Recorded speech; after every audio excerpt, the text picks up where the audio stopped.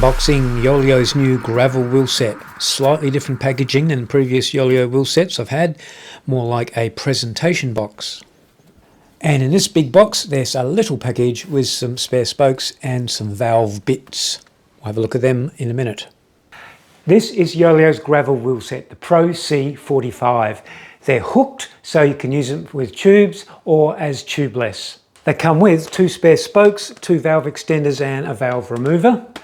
And they're good looking, aren't they? Not overly showy with big bold logos or anything. No, they've just got some shiny logos there on a dark grey background. Just nice. And then the other end is that Chinese symbol there. And as the label suggests, C45, meaning 45 millimeters deep. Great size for either just general riding on gravel or competition gravel. Now, because they're gravel wheels, we have slightly different demands than we have with our road wheels. So we're going to look at their specs slightly differently than we do with the road wheels. But one thing you want to know is how much do they weigh?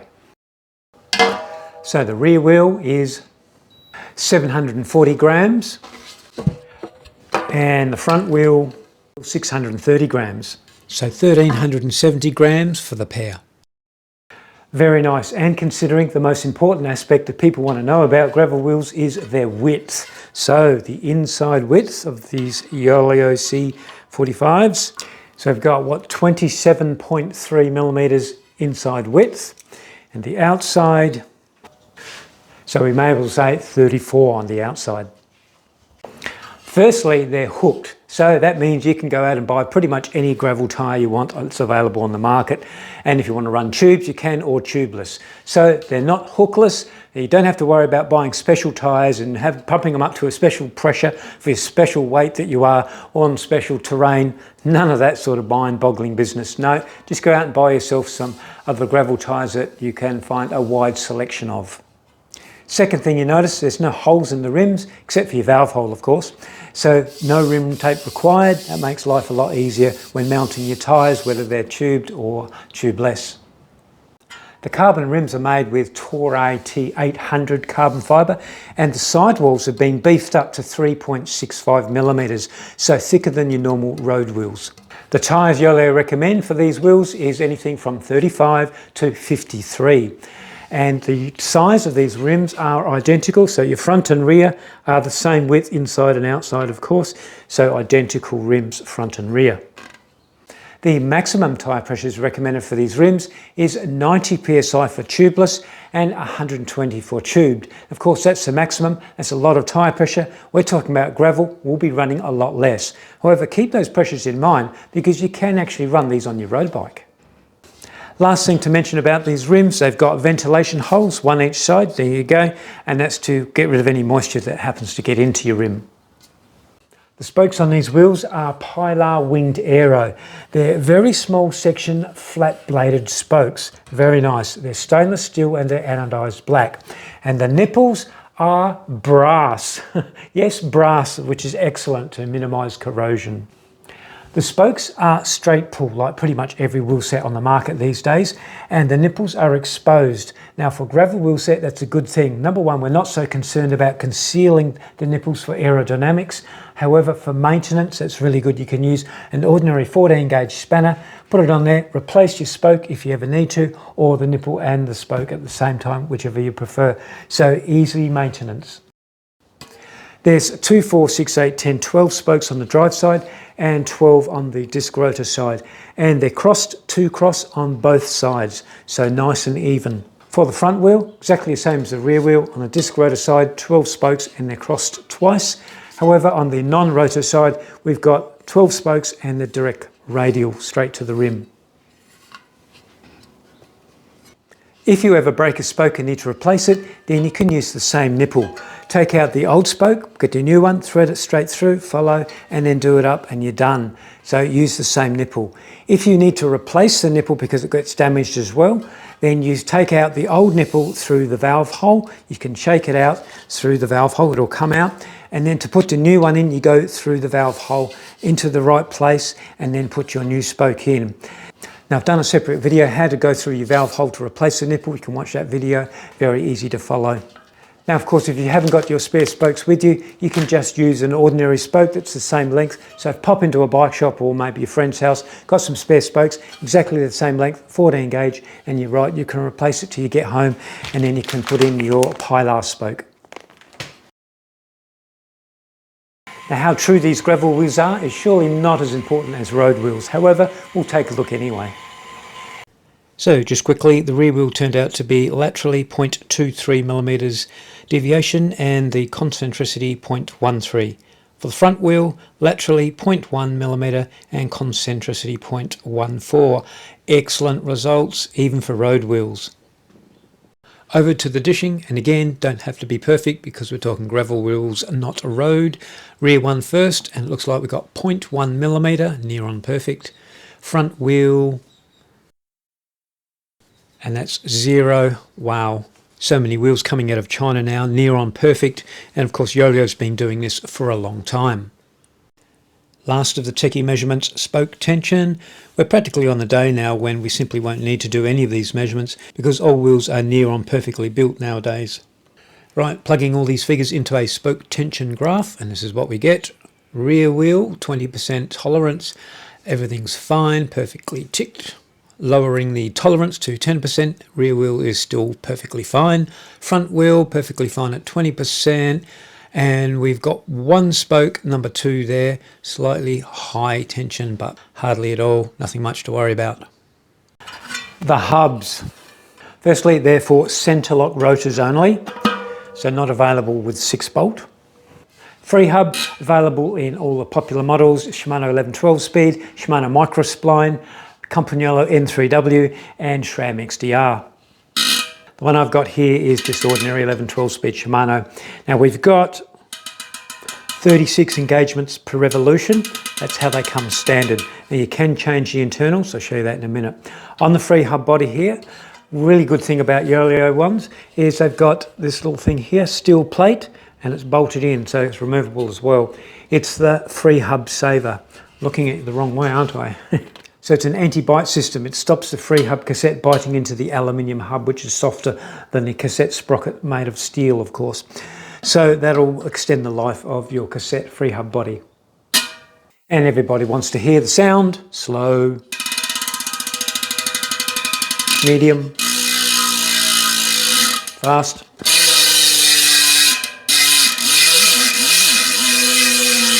So nice, strong sounding clutch. Let's have a look inside.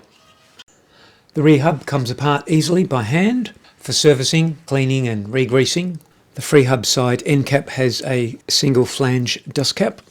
The sealed bearings, both the rear and the front hub, are a high quality steel bearing, and there's the option of upgrading if you want to go to ceramic bearings, although I wouldn't say upgrading because we're talking about gravel riding here. Steel bearings would probably be the preferred option. Fingernails under the aluminium washer to pull up and remove the spring holding collar. Spring off, and then the top clutch ring, and you can see with these serrations, if you want to count them, there's 36, so 36 engagements per revolution. Use something with a small hook. I'm using a dental pick here to remove the bottom clutch ring. And lastly, the plastic spacer washer, and there's your hub shell right hand bearing. So that's all the hub parts we took off. Now if you want to change the number of points of engagement, you certainly can. I just so happen to have a 60-tooth clutch kit. All you have to do is replace those 2 clutch rings. These ones are exactly the same as the Yoeleo ones. They're a very standard size and shape, and you can buy them cheaply from AliExpress. So let's put the 60-tooth rings in. Very simple, as long as everything goes back in the same order, you'll be fine. So what does this one sound like? Ready for this?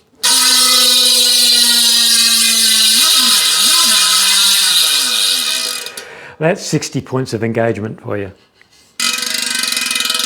The end cap on the rotor side of the rear hub has a double flanged dust cap.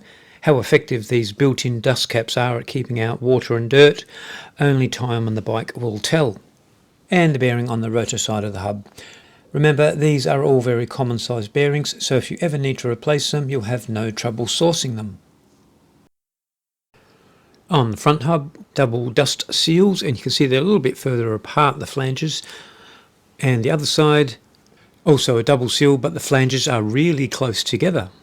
And steel bearings on the front wheel as well, and a little bit of grease on all the bearings. That's very good.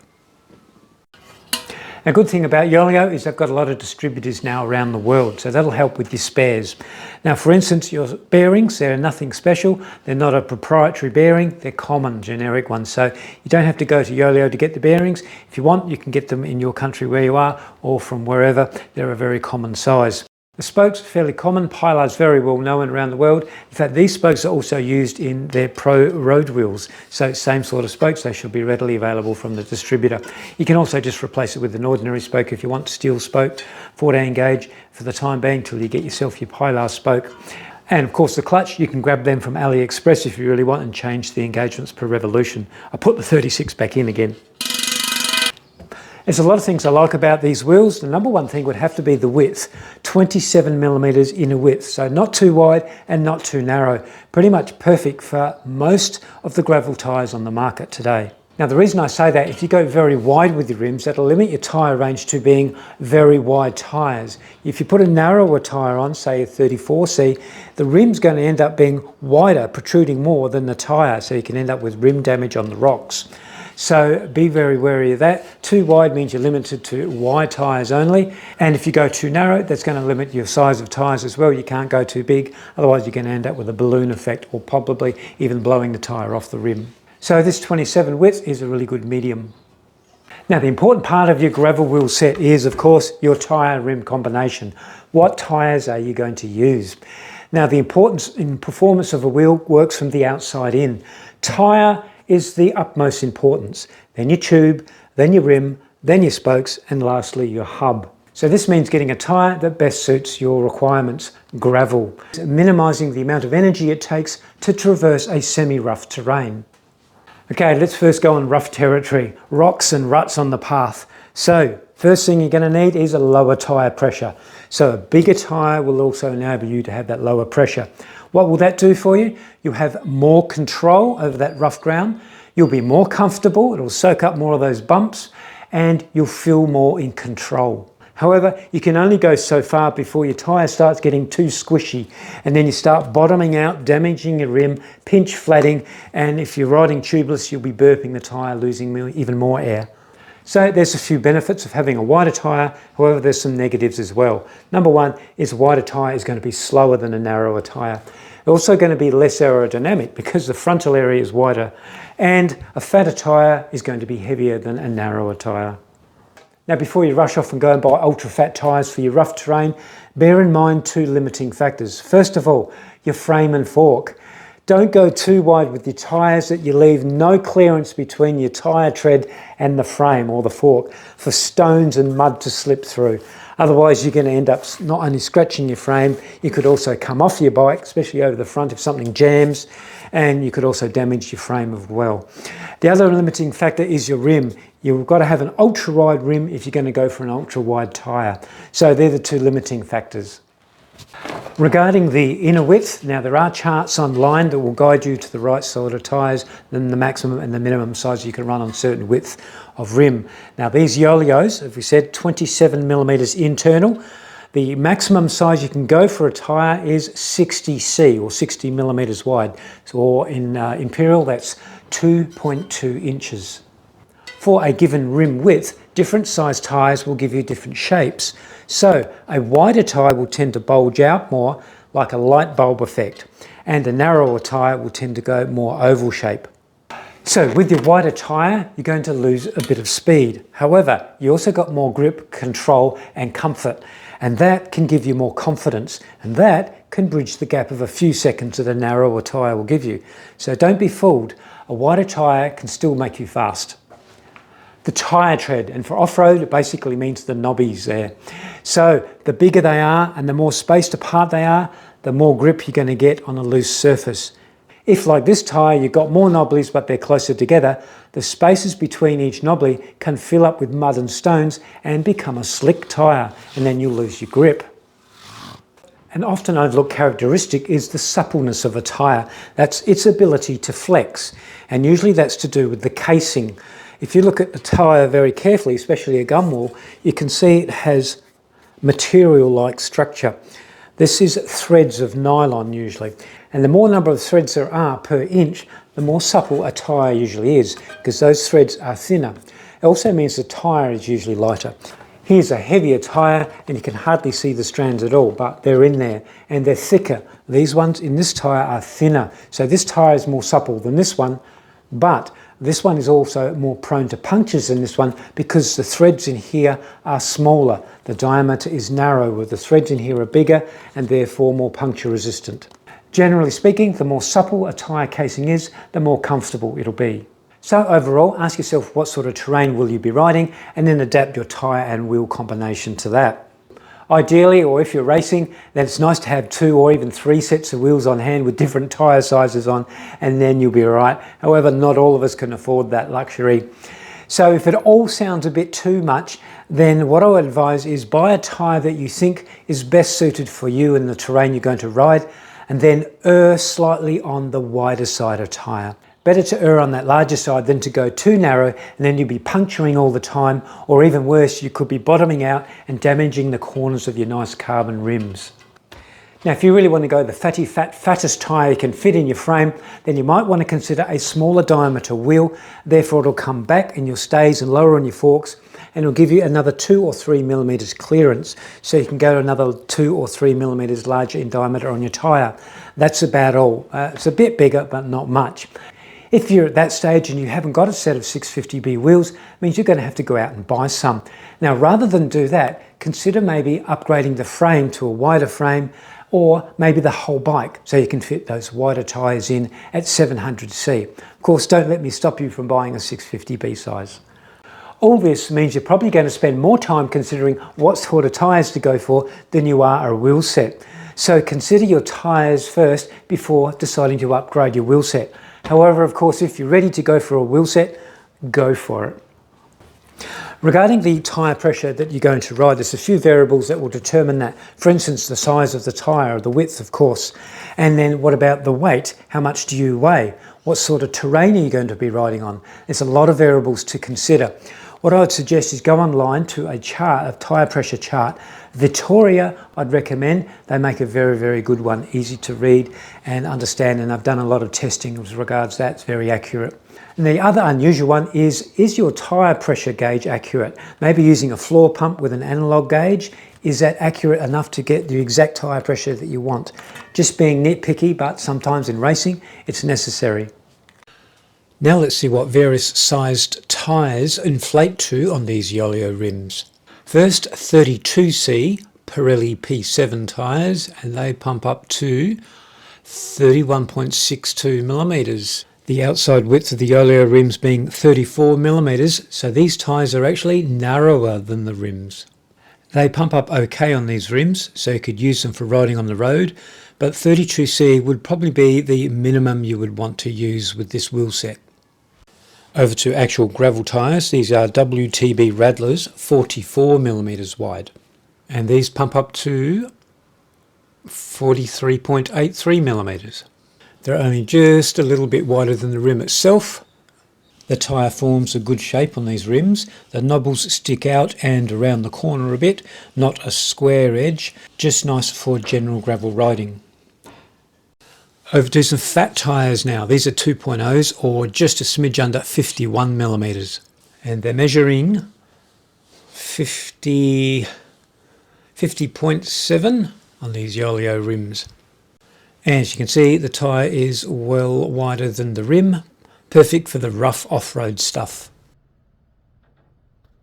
Here's a quick chart to show the tyre usage and the corresponding widths of tyre you'd need, and you can see the gravel sides range is the widest, anything from 34 millimeters to a 60 millimeter wide tyre.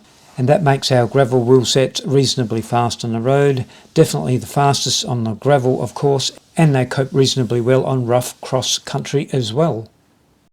Now these Yoeleo wheels are very reasonably priced, but get yourself even more money off with this discount code, and with the money you save you can buy yourself a decent set of gravel tyres to match the wheels.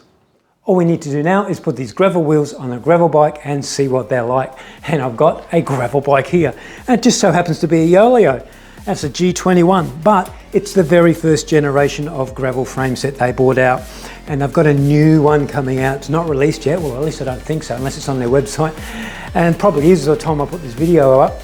So they're sending me the new one to come out, and I can't wait because I want to put these wheels on that bike, not so much this one. However, if I get desperate, I'll put them on this anyway and take them for a ride. Anyway, either way, we'll have the new Yoeleo gravel frame set video as well coming up with these wheels on. So I'll see you soon. Keep riding.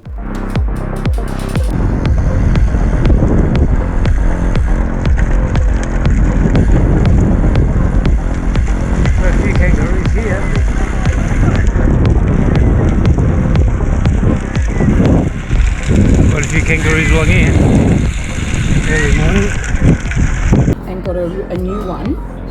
You see it, Gary? It's heavy, it's bulky, and it's big, but you can see it. I can see it perfectly. You can see the numbers. Ride that long distance for me. Everything else, That's I'm the having to new go like this Wahoo. normally. You don't need glasses to see it. Yeah. But It's heavier than my phone compared to their old. to the old Wahoo.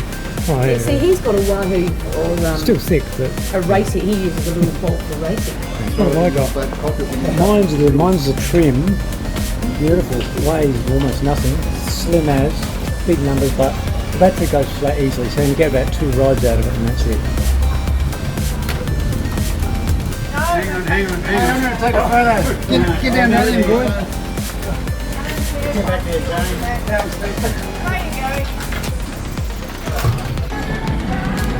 The cafe and the robot. Oh my God! What the hell is that?